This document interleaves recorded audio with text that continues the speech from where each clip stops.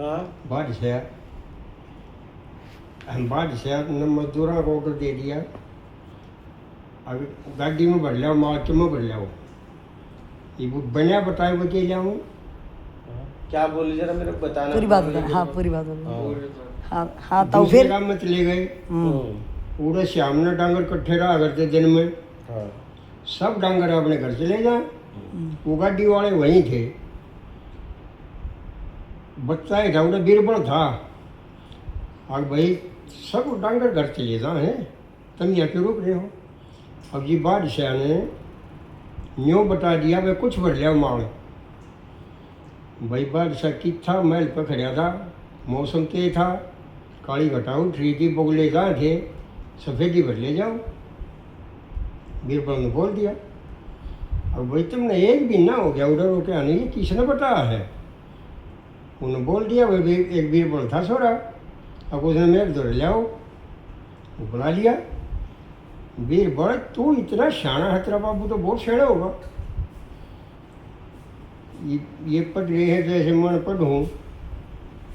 बीरबल ने सोची, भाई बाबू ने तो एक भी जवाब नहीं देना हो। हम भाई बादशाह बोला, भाई बोल बीरबल। अपने बाबू के कान मैंने बोला, और बादशाह कुछ भी बोल लेगा, तुम मतलब चुप रहिए।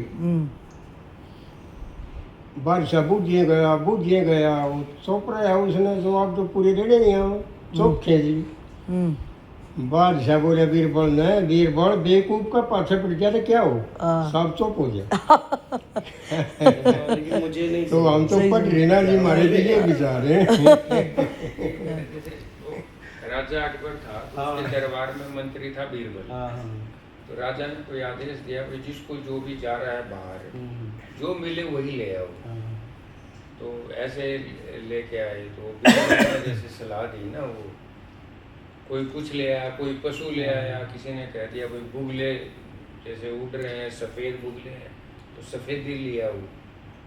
तो बीरबल ने एक अच्छी सलाह दी, बुगले उड़ रहे हैं, सफ़ेदी लेके आओ। राजा जो है ना और कुछ नहीं मंगवा रहे, सफ़ेदी मंगवा रहे हैं। इसका मतलब समझो बुगले से, बुगला जो होता है हाँ उसका रंग सफ़ेद होता है। तो लोगों ने सोचा, भाई राजा ने सोचा ये जो है ये लड़का है। जब बीरबल उस टाइम छोटी उम्र में था, भाई ये लड़का इतना समझदार है तो इसका फादर तो बहुत ज़्यादा समझदार होगा। पर वो उसके फादर को जैसे नॉलेज नहीं था, वो भोला आदमी था उसका फादर। तो वो राजा ने बुला लिया। अब बीरबल ने सोचा यार ये मेरे फादर को तो कुछ पता ही नहीं है, ये तो भोला आदमी है। राजा के पास जाएगा, कुछ उल्टा सुल्टा बोल दिया तो ये उसको मार देगा या कोई दंड दे देगा। तो उसने कहा बीरबल ने, भाई तू एक काम करना, राजा चाहे तेरे से जो कुछ भी पूछे तूने चुप रहना है, बस बोलना नहीं है दरबार में कुछ भी। तो राजा ने कई सारे क्वेश्चन उससे किए, कुछ क्वेश्चन किए। तो लास्ट वाला क्वेश्चन ये था कि भाई राजा ने जो किया उनसे कि भाई एक किसी मूर्ख आदमी से समझ वो आमना सामना हो जाए तो क्या करना चाहिए।